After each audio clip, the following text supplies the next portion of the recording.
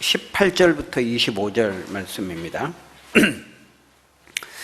구약 성경 3쪽 창세기 2장 18절부터 25절 한 절씩 교독하겠습니다. 제가 18절을 읽습니다.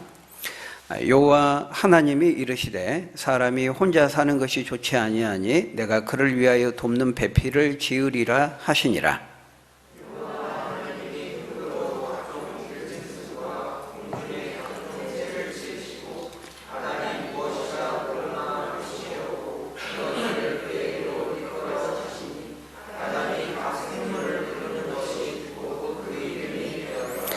아담이 모든 가축과 공중의 새와 들의 모든 짐승에게 이름을 주니라. 아담이 돕는 배필이 없으므로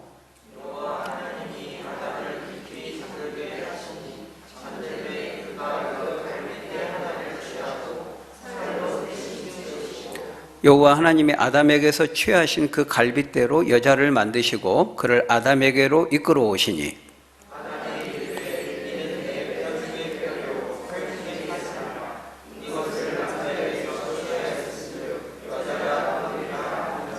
이러므로 남자가 부모를 떠나 그의 아내와 합하여 둘이 한 몸을 이룰지로다. 부끄러워하지 아니하니라. 아멘. 오늘 본문은 여성과 가정의 창조에 대한 말씀입니다. 하나님께서 인간을 창조하신 다음에 남자와 여자를 만드시고 제일 먼저 주신 제도가 무엇이었습니까? 가정이었습니다. 가정. 하나님이 직접 만드셔서 우리에게 주신 첫 번째 선물, 바로 그것이 가정인 것이죠. 오늘날 현대사회에 복잡하고 다양한 수많은 많은 문제들이 있는데 그 문제들을 조금 단순화시켜서 이렇게 말한다면 그 모든 문제의 뿌리는, 원인은 가정에 있다고 말할 수 있습니다. 가정이 무너지면 결국 사회가 무너지게 되는 것입니다. 왜냐하면 가정은 하나님께서 가장 먼저 만드신 기초제도, 근본 제도이기 때문에 그렇죠. 기초가 무너지면은, 근본이 무너지면은 다 무너질 수밖에 없는 것입니다. 남편과 아내가 서로를 잘못 이해하고 서로가 이 가정에 대한, 결혼에 대한 이해와 관점이 다르고 그로 인해서 이제 가정 내에 여러 문제가 생기는 겁니다. 결혼할 때 이 남편과 아내가 모든 것을 보는 이 가치관, 세계관, 인생관에 대한 관점이 서로 다르면은 계속 부딪히는 거죠. 남편과 아내가 서로를 잘 이해하지 못하고 무엇이 결혼인지 가정인지에 대한 관점이 다르니까 문제가 생기는 거예요. 그 문제 속에서 그 문제를 보고 그 문제 가운데 자란 자녀들은 어떻습니까? 또 사회나 학교나 이렇게 나가서 그 문제를 대물림하죠. 또 그 문제를 확산해서 전파시킨다는 거예요. 그런 점에서 이 결혼과 가정에 대한 바른 이해는 굉장히 중요한 것입니다. 얼마 전에 그 신문에 보니까요, 요즘 그 젊은이들 그 결혼식 그 비용 너무 과다하게 지출된다. 그래서 기사를 본 적이 있어요. 물론 물가가 많이 올랐죠.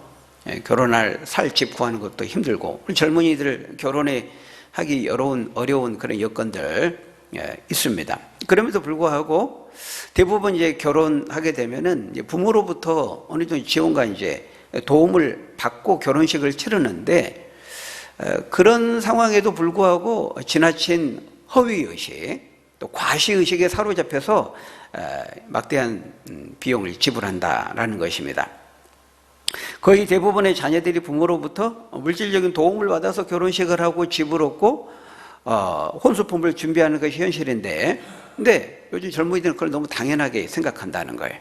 그리고 다른 사람들과 비교해가지고 나는 다른 사람에 비해서 부모로부터 충분히 지원받지 못한다, 그런 생각을 많이 한다는 겁니다. 여론조사를 해보면 부모들은 자기가 가지고 있는 능력 그 이상으로 최대한 지원하고 있다라고 답한 사람이 50%가 넘는다면, 반면에 이제 젊은이들은 충분히 지원받지 못했다라고 응답하는 그 비율이 70%가 넘는다는 거예요. 그러니까 자녀가 결혼하기 전까지는 어떻습니까? 이제 학교에서 또 양육하고 뒷바라지 하느라고 말 그대로 뭐 뽕을 빼고 찐을 빼면서 뒷바라지를 하죠. 근데 또 이제 결혼할 쯤에는 어떻습니까? 그동안 들었던 적금 다 깨고, 퇴직금 털어가지고 이제 자녀들 지원을 하는데, 그러니까 이제 노후 생활 기반이 무너지는 겁니다. 그렇다고 뭐 연로한 부모를 또 자녀들이 모시려고 하느냐, 뭐 그런 것도 아니라는 거예요. 그럼에도 불구하고 과거에 비해서 이렇게 현대를 살아가는 젊은이들이 결혼을 어떻게 생각하고 또 결혼에 있어서 무엇이 정말 본질적으로 중요한가, 이거를 그런 어떤 결혼식 하는 그 과정을 통해서 하나의 단면을 보여준다는 것입니다. 물론 옛날 과거에도 부모로부터 항상 도움을 받긴 했지만요, 항상 죄송하게 생각했죠. 늘 송구하고 감사하게 생각했고, 근데 요즘 젊은이들은 너무 당연하게 생각한다는 겁니다. 그리고 오히려 이제 다른 사람과 비교해가지고 충분히 지원받지 못했다, 오히려 불만과 불평을 하는 것을 볼 수가 있습니다. 더 우스운 것은 형편이 안 되는데도 남들만큼 해야 된다 그래서 무리해 가면서 막 빛을 내 가면서 결혼식 그 한 번 하는데 많이 지출을 한다는 거예요. 그래도 또 일생에 한 번뿐인 결혼식인데 그러면서 뭐 다른 사람 뭐 두 번씩 결혼하려고 하는 사람이 있습니까? 다 마찬가지지. 그런데 이제 그렇게 생각을 한다는 거예요. 이런 결혼에 대한, 가정에 대한 이런 비뚤어진 인식을 뭐 기사화하는 것을 본 적이 있습니다. 가정과 결혼에 대한 이해 중요하다는 거예요. 또 우리 학교 폭력 문제, 왕따 문제, 이것도 대부분 가정에서부터 비롯될 때가 많다는 거예요. 물론 다 그런 것은 아니지만 상당 부분 그렇게 가해 학생, 문제를 일으키는 학생들 몇 면을 보면은 가정 안에서 부모로부터 돌봄과 양육을 제대로 받지 못한 데서 기인하는 경우가 많다고 이야기를 하죠. 그런 걸 보면은 학교 폭력의 문제도 사실은 학교 문제가 아니라 가정에서부터 시작된 문제라는 것을 알 수 있어요. 그만큼 이 가정의 문제가 중요하다는 것입니다. 가정과 결혼을 어떻게 이해하고 가정의 주체인 남편과 아내의 바른 관계를 이해하는 것은 그런 점에서 너무너무 중요하다는 것이죠. 근데 오늘 본문은 바로 이 결혼과 가정에 대해서 하나님이 말씀하고 있어요.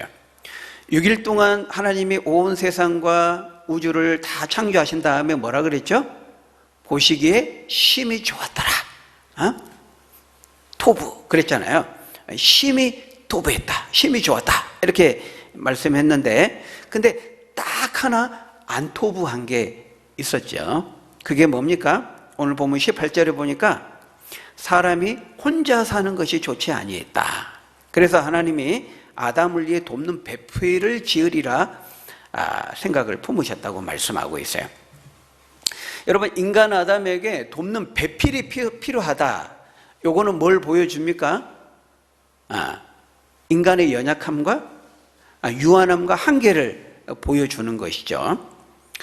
인간은 혼자 살 수 없다는 것입니다. 누군가로부터 돕는 배필, 도움을 필요로 하는 존재라는 것이죠. 우리가 앞에서 살펴봤던 것처럼 인간은 참으로 모든 피조물 중에서는 으뜸입니다. 최고의 레벨이죠. 그래서 피조물의 왕이라고도 하죠. 물론 분봉왕이지만 진짜 왕이신 하나님으로도 권세를 위임받아서 다른 모든 피조물들을 다스릴 위치에 있는 특별한 피조물, 그게 바로 인간이라는 거예요. 거기에 인간의 위대함이 있어요. 그래서 오늘 본문 그 19절 20절에 보면은 아담이 각각의 짐승들과 생물들의 이름을 짓잖아요. 이름을 짓는다, 이거는 모든 땅을 정복하고 다스리라 앞에서 명령했는데 그 명령을 지금 아담이 실천하고 있는 겁니다. 실행하고 있는 겁니다. 여러분, 이 다스리기 위해서는 이 모든 동물도 기본적으로 이름이 있어야 되잖아요. 그 목록화하기 위해서 이름이 있어야 되는데 이름을 짓는데요. 여러분이 이름을 짓는다는 게 이게 쉬운 게 아닙니다. 이게 여러분 왜 컵인지 아세요? 컵이라고 이름을 지었으니까 우리가 컵이라고 하는 거죠. 근데 처음 이름을 지을 때 이게 쉬운 게 아니에요. 그 생물의 특성, 또 하는 기능, 정체, 이거를 딱 파악해서 거기에 맞는 이름을 붙인다는 것은 쉬운 게 아닙니다. 근데 하나님께서 모든 생물들을 아담 앞으로 다 이끌어 오셨어요. 지나가게 하신 거죠. 얼만큼 빠른 속도로 지나가게 하시는지 모르지만은, 지나가는 족족 아담이 딱 보고 그 생물의 이름을 한눈에 딱 보고 보는 족족 그 특성과 기능과 정체를 파고 이름을 붙였다는 거예요. 저거는 목이 개니까 기린. 저거는 코로 다 먹네, 코끼리. 저건 좀 얼룩얼룩하구나. 저건 얼룩말. 우리는 지금 이 붙여졌으니까 쉽죠. 근데 처음 붙이는 것은 이거는 쉬운 게 아닙니다. 그러니까 이름을 아담이 붙이는 족족 다 그 이름이 되었다. 이 인간의 능력과 탁월함을 보여주는 그런 말인 거예요. 여러분, 비록 지금은 인간이 죄를 지은 상태 이후를 우리가 살고 있잖아요. 지금은 인간이 죄를 짓고 그 죄의 영향을 받아서 인간의 이런 능력, 인격적인 능력, 재성과 감정과 의지가 상당 부분 죄에 의해서 훼손되고 오염되어 있기 때문에 상당 부분 제한되어 있지만, 그럼에도 불구하고 다른 어떤 피조물과도 비교할 수 없는 그런 능력을 인간이 가지고 있다는 것입니다. 왜 그렇습니까?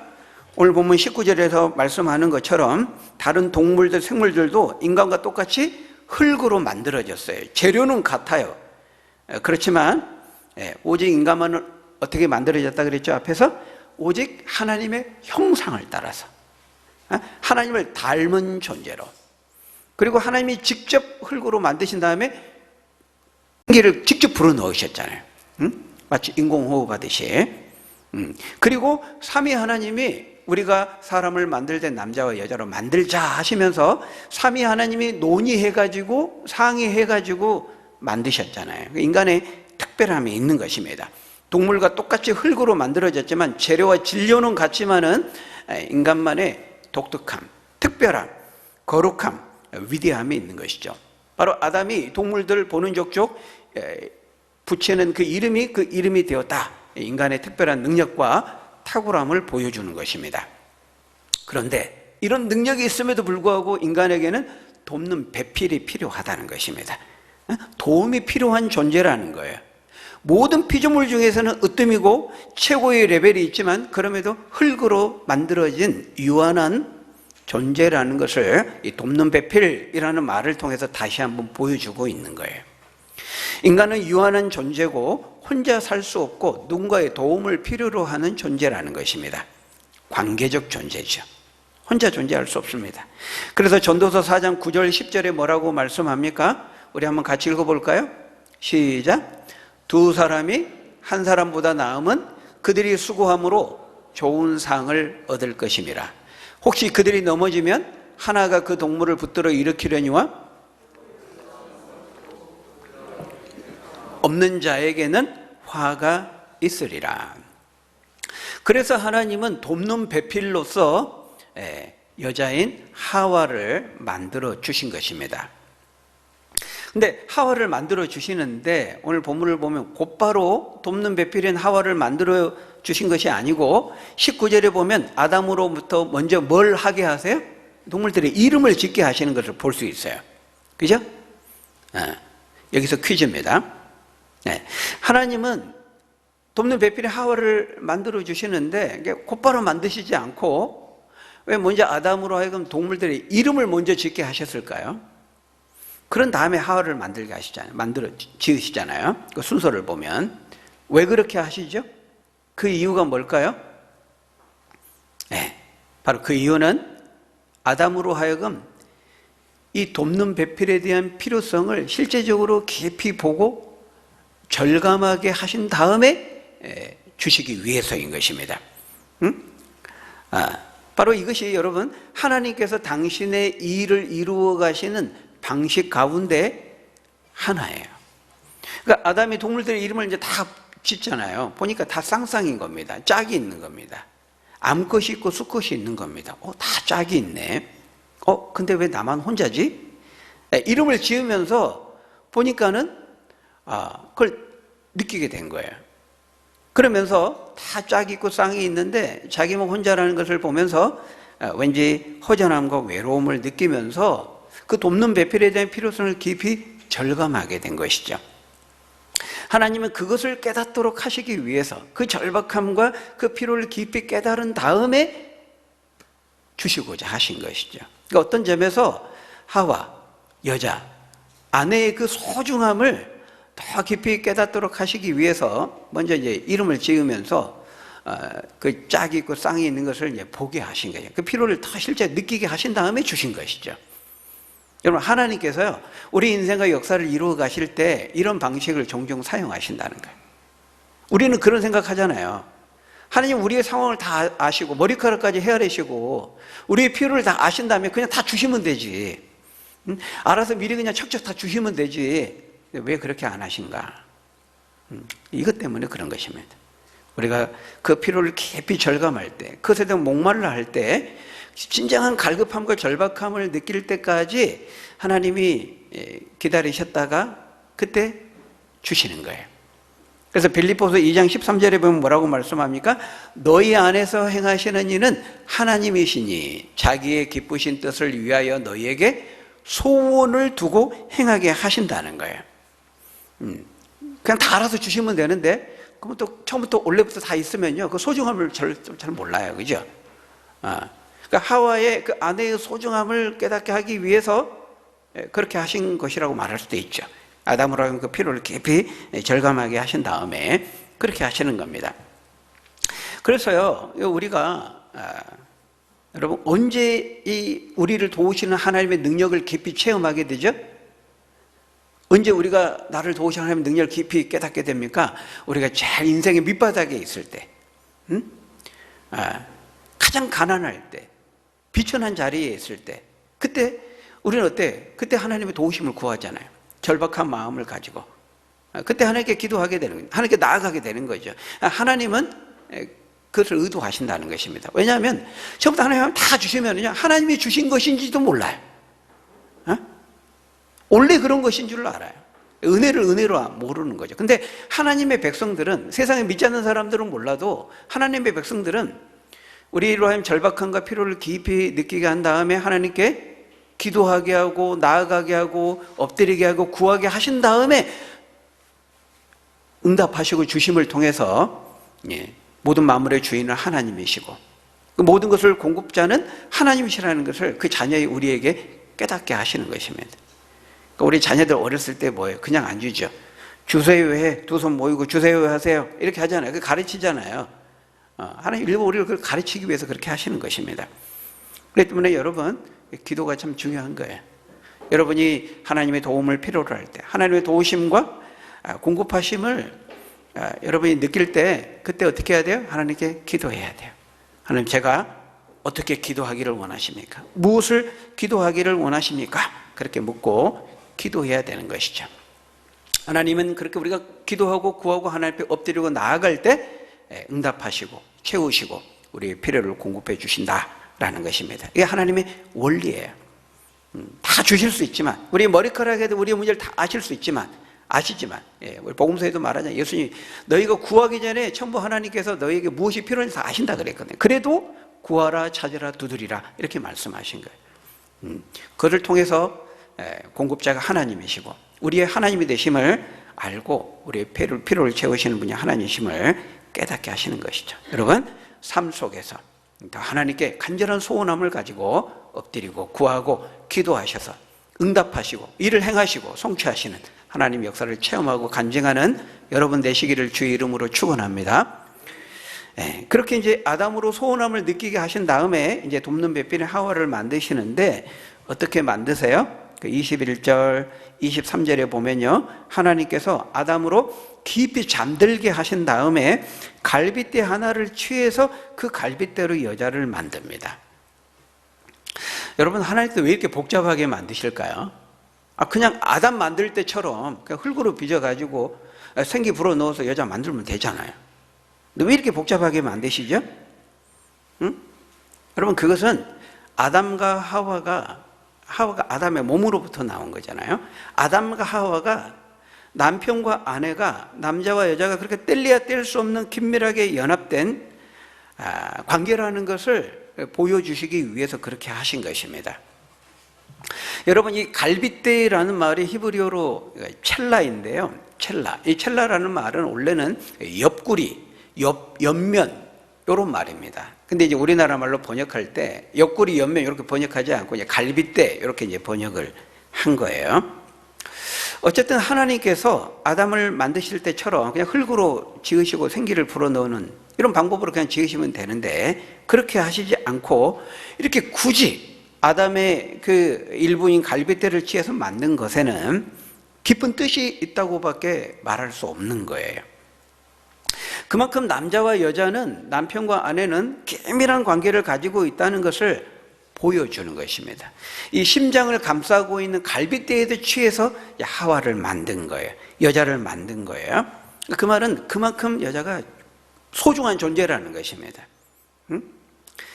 또한 존재론적으로 여자는 남자와 동등하다는 것을 의미하는 거예요. 그래서 우리 믿음의 그 선배들은 이 부분을 굉장히 멋지게 해석을 했어요. 어떻게 해석을 했습니까? 하나님께서 아담의 머리뼈를 취하지 않으신 것은 하와가 아담 위에 올라가지 못하도록 하기 위함이요, 다리뼈를 취하여 하와를 만들지 않으신 것은 하와를 깔보거나 무시하지 못하기 위함이요, 갈비뼈를 취한 것은 서로가 함께 존중하며 인격적으로 대하도록 동등한 관계 속에서 살아가도록 하시기 위함이다. 이렇게 해석했습니다. 멋지지요? 은혜로운 해석이죠? 네. 물론 명시적으로 성경이 그렇게 해석하고 있지는 않지만 성경 전체적인 가르침과 조화를 이루기 때문에 얼마든지 그렇게 해석할 수 있습니다. 여러분, 거기 23절에 나오는 아담이 처음 하와를 보았을 때 했던 그 시적인 고백을 통해서도 알 수가 있어요. 이는 내 뼈 중에 뼈요 살 중에 살이라. 이것을 남자에게서 취하였은즉 여자라 부르리라 하시니라.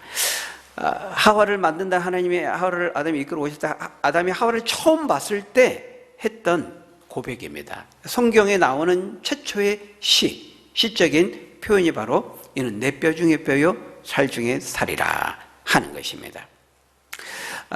그만큼 이 하와가 아담의 뼈요 살이라는 일부라는 것입니다. 나의 반쪽, 성경적인 표현입니다.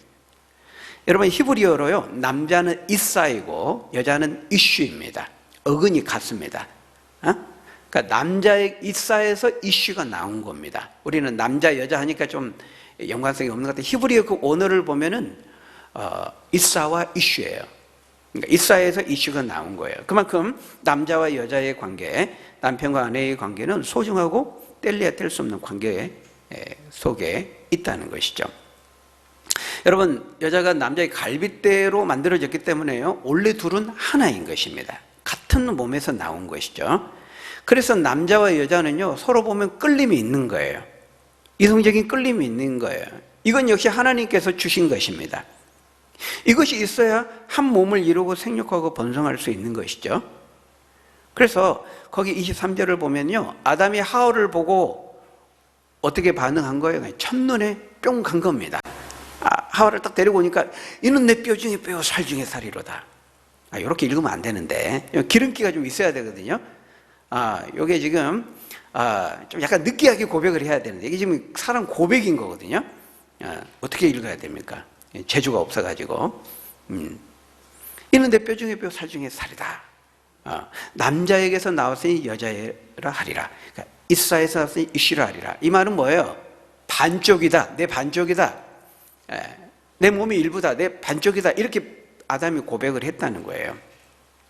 그러니까 여러분, 그러면서 여자라 하리라, 여자라 하리라, 요 이름을 붙인 겁니다. 아담이 그 하와를 보고 이름을 붙인 거예요.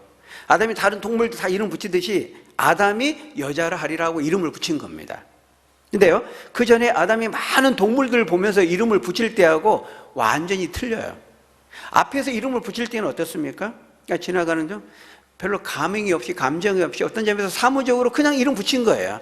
기린, 코끼리, 얼룩말 이랬어요. 근데 하와를 딱 데리고 오니까 이름을 붙이는데 어떻게 붙여요? 큰 감탄하면서, 기뻐하면서, 흥분하면서 이름을 붙이는데 이는 내 뼈 중에 뼈요 살 중에 살이로다. 이렇게 그러면서 여자라 하리라 이렇게 이름을 붙이고 있는 것을 볼 수 있어요. 그러니까 우리 한글 성경으로는 이게 이 감탄, 이 흥분, 이 기쁨, 이게 이제 잘 표현이 안 되는데요. 히브리 하나를 해석을 안 했어요. 빼먹었어요. 그게 뭐냐면은 하파암이라고 하는 단어인데 요거를 해석을 안 했어요. 이 하파암이라는 단어가 뭐냐면은 드디어 마침내 이런 말이거든요. 드디어 마침내 네 반쪽이 나타났다. 드디어 마침내 요 하파암이라는 단어를 생략했습니다. 거기에 이 기쁨, 탄성, 감탄 이게 있는데 그걸 뺀 거예요. 그러니까 이제 아담이 하와를 보면서 너무 기뻐한 거죠. 여러분 이렇게 남성과 여성은 남성이 갈빗대를 채서 만들어졌기 때문에 끌림이 있는 겁니다. 이성적인 끌림이 있어요. 그건 지극히 자연스러운 거예요. 그 자체는 죄도 아니고 악한 것도 아닙니다. 여러분 성적인 욕구나 끌림 자체를 막 터부시하고 악하게 보고 그래서 결혼하는 것을 금했잖아요. 이게 금욕주의입니다. 그래서 우리 예수님도 그랬고 바울이나 베드로도 우리가 신약 성경을 보면은 이런 금욕주의, 결혼을 우리 디모데전서에도 얼마 전에 나왔죠? 지난주에도 나왔잖아요. 결혼을 금했다고 나왔잖아요. 그 당시에 그 이단들이 많이 비판했습니다. 예수님, 바울, 베드로 잘못된 가르침이라고 말했죠. 하나님이 주신 거예요. 생육하고 한 몸이 되고 번성하기 위해서는 자연스러운 것입니다. 하나님이 그걸 집어넣으신 거예요. 그렇지만 남녀가 한 몸을 이루는 것은요, 남녀가 짝을 만나고 짝을 이루는 것은 동물들의 짝짓기와는 다릅니다. 지금 하나님께서 아담의 짝을 지어주시는 거거든요. 우리식으로 말하자면 하나님께서 결혼의 주선자, 주례자가 되신 것입니다. 22절에 보면 하나님이 모든 것을 다 주도하세요. 그죠? 하나님이 아담의 갈빗대 취해서 여자를 만들고 하와를 만든 다음에 아담에게 이끌어와요. 그러니까 모든 것을 다 하나님이 주도하세요. 그래서 어떤 학자는 이 부분을 해석하기를 하나님이 하와를 이끌어서 아담에게 이렇게 데려오잖아요. 마치 결혼식에 그 신부의 아버지를 연상하게 한다. 이렇게 해석하기도 했어요. 결혼식 할 때 신부의 아버지가 이제 신부를 이렇게 데리고 이제 신랑에게 넘기잖아요. 그럴 때까지 신랑은 수동적으로 기다립니다. 그러니까 모든 것을 주도하시는 이는 하나님이세요. 아담이 하와를 만든 게 아니에요. 하나님께서 모든 것을 만드시고 이끌어 가시고 주도하시는 것을 볼 수 있어요. 아담에게 짝을 지워주시는 거예요. 만나게 해주시는 거죠. 하지만 여러분 아담과 하와의 만남은 동물들의 짝짓기와는 완전히 달라요. 거기에는 원칙이 있어요. 하나님께서 정해 주신 룰이 있어요. 그게 24절의 말씀이에요. 하나님께서 하와를 아담에게 인도하시면서 짝을 지어주시면서 결혼의 일종의 주례사입니다. 주례사. 하나님께서 하신 주례사, 그게 뭡니까? 결혼과 가정에 대한 원리와 질서를 말씀하죠. 그게 뭐죠? 24절, 우리 24절 같이 읽어봅니다. 시작. 이러므로 남자가 부모를 떠나 그의 아내와 합하여. 여러분, 하나님께서 다른 모든 동물들은 암수 서로 그냥 만나서 이제 짝짓기 하면 돼요. 근데 인간은 그렇게 하시지 않았어요. 다른 동물들은 한꺼번에 다 만드셨어요. 그죠? 암수 서로 쌍으로 만나서 본능이 이끄는 대로 암호하거나 짝짓기를 통해서 생육하고 번성하면 되었습니다. 그러나 사람은 그렇게 하시지 않았습니다. 아담에게서 아담의 일부인 갈빗대를 취해서 하와를 만드신 다음에 남자가 부모를 떠나 둘이 합하여 한 몸을 이루라. 원칙과 질서를 정해주고 계세요. 그냥 동물들은 그 본능이 움직이는 대로 암소가 서로 짝짓기 하면 됩니다. 그러나 인간은 그렇지 않아요. 남자가 부모를 떠나야 됩니다. 부모를 떠난다. 이게 뭐죠? 부모로부터 독립을 의미합니다. 부모로부터 독립하기 위해서는 신체적으로도 성장을 해야 돼요. 육체적으로도 성장하고 독립할 어느 정도 나이가 돼야 되죠. 또 경제적으로도 독립을 할 수 있어야 돼요. 정서적으로도. 그래서 이 결혼에 대한, 결혼을 몇 살에 해야 됩니까? 성경이 정해주지 않았지만 바로 여기서 부모를 떠날 수 있는, 독립할 수 있는 신체적인, 육체적인, 또 경제적인, 정서적인 여건이 조성이 돼야 되는 거죠. 결혼의 요건 중에 굉장히 중요한 요소예요. 그 다음에 또 뭐라고 말씀하고 있어요?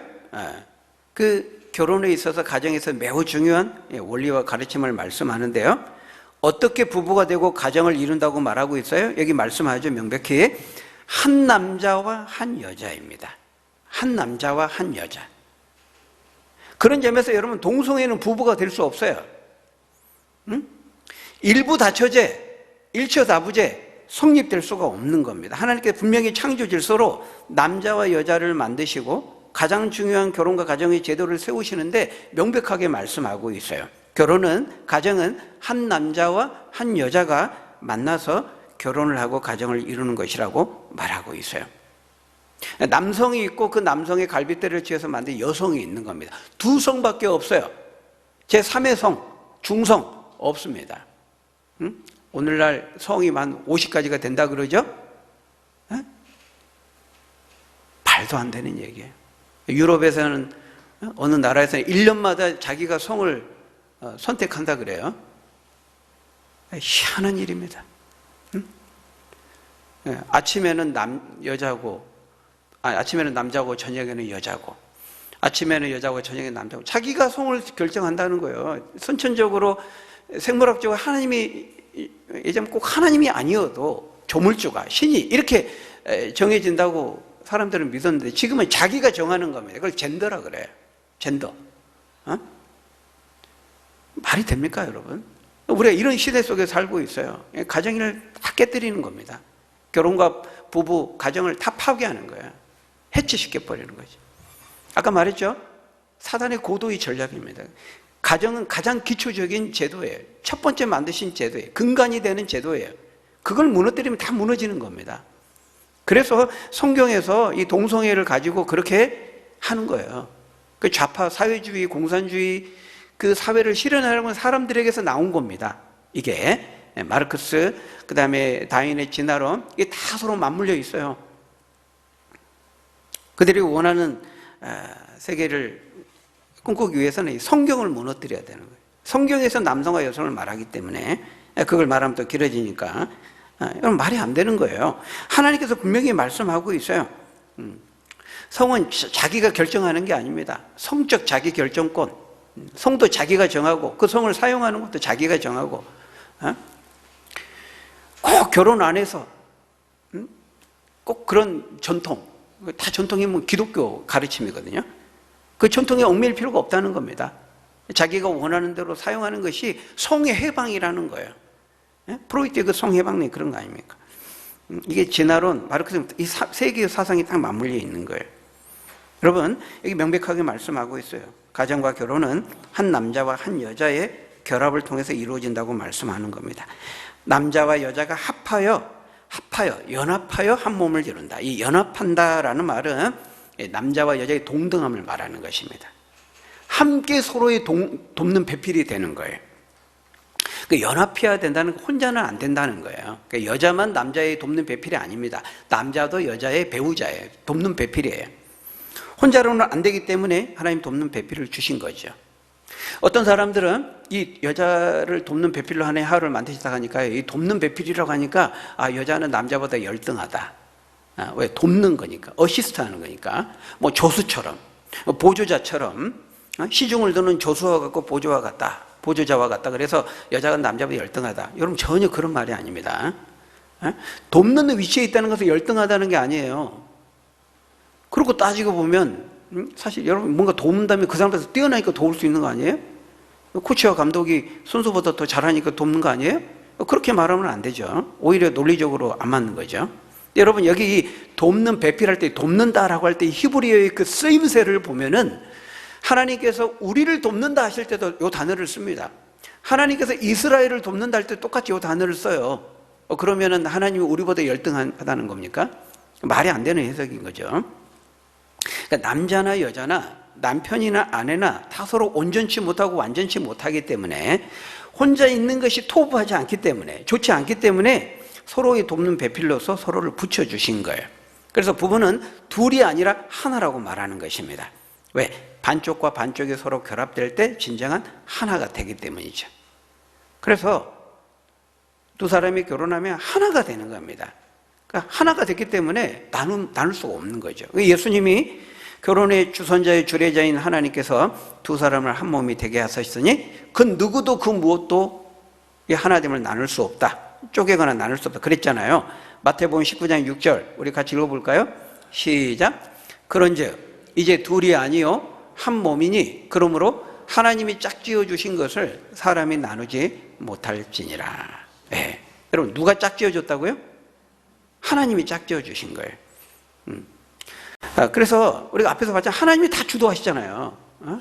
아담을 만들고 갑대지에서 하와 만들고 데리고 와서 짝을 지어주시잖아요. 하나님이 다 주도하시는 겁니다. 그래서 결혼이라고 하는 것은요, 성경에 말하는 결혼, 여러 가지 것들을 말할 수 있는데, 성경에서 말하는 결혼식, 저는 제가 주례를 많이 해보지는 않았지만 제 주례를 반드시 빼지 않는 것은 언약이라는 말입니다. 여러분, 결혼은요, 성경은 언약식이라고 말하고 있어요. 하나님 앞에서 맺는 언약식인 것입니다. 여러분 기억하십시오. 결혼은 뭐라고요? 하나님 앞에서 언약식이에요. 그 언약을 신랑과 신부의 관계를 주님과 교회의 관계로 설명해요. 에베소서나 신약 성경을 보면 그렇게 설명하죠. 그래서 주님이 교회의 머리가 되시는 것처럼, 그래서 자기를 희생하며 교회를 사랑하는 것처럼 남편도 아내를 사랑하라. 그리고 교회가 주님께 순종하듯이 아내가 남편이 복종하라. 그렇게 말씀하잖아요. 바울이 다 그거를 그 언약의 관점에서, 우리와 하나님과 맺는 그 언약의 관점에서 신랑과 신부의 관계를 설명하는 거예요. 그러니까 하나님과 우리의 관계를 설명하는 대표적인 예 중에 하나가 뭐냐면 신랑과 신부의 관계입니다. 목자와 양의 관계, 나무와 줄기의 관계, 또 아버지와 자녀의 관계, 여러 가지를 설명하는데 그 중에 하나가 신랑과 신부의 관계예요. 그러니까 결혼은 뭐냐면 하나님 앞에서 맺는 언약식인 거예요. 근데 요즘 결혼식 하는 거 보면은 너무 장난스럽게 하는 경향이 있는 것 같아요. 이것도 이제 앞으로 좀 트렌드가 또 될 것 같아요. 여러분, 결혼식은 축제고 기쁨이고, 이렇게 즐겁게 하는 건 좋아요. 근데, 여러분, 하나님 앞에서 우리가 진솔하게, 진실하게, 진지하게 맺는 언약이라는 것을 모른다는 것이죠. 여러분들이 믿지 않는 사람들은 몰라도요, 믿는 사람도 그렇게 아무 생각 없이 따라 하는 것을 볼 수가 있어요. 요즘은 결혼식 하면서 예배도 안 드립니다. 주례하는 목사도 안 세웁니다. 자기들끼리 이벤트 하듯이, 뭐 부모, 뭐 지인들 이렇게 덕담 몇 마디 나누고 유쾌하게 즐겁게 그냥 마치는 거예요. 여러분, 믿지 않는 사람들은 몰라도 믿는 사람은 그렇게 하면 안 돼요. 이 결혼은 뭐예요? 하나님 앞에서 신랑과 신부가 맺는 언약식입니다. 사람들과에만 맺는 약속이 아니에요. 하나님이 주선자가 되시고 주례자가 되시는 것이죠. 그러니까 하나님이 예비하신 배필을 만나는, 하나님이 다 예비해 주셨잖아요. 그래서 우리가 결혼의 배우자를 그냥 내가 선택한 것이 아니라 하나님이 예비해 주신 반려자의 배우자로 우리를 믿는 것입니다. 하나님이 다 예비해 주셨잖아요. 하와를 만들어가지고 이끌어서. 그래서 동물의 짝짓기와는 달라요. 하나님이 우리를 짝지어 주실 때 동물의 짝짓기와는 다릅니다. 아무나 본능에 이끌리는 대로 만나고 성적 관계를 맺는 그런 짝짓기가 아닙니다.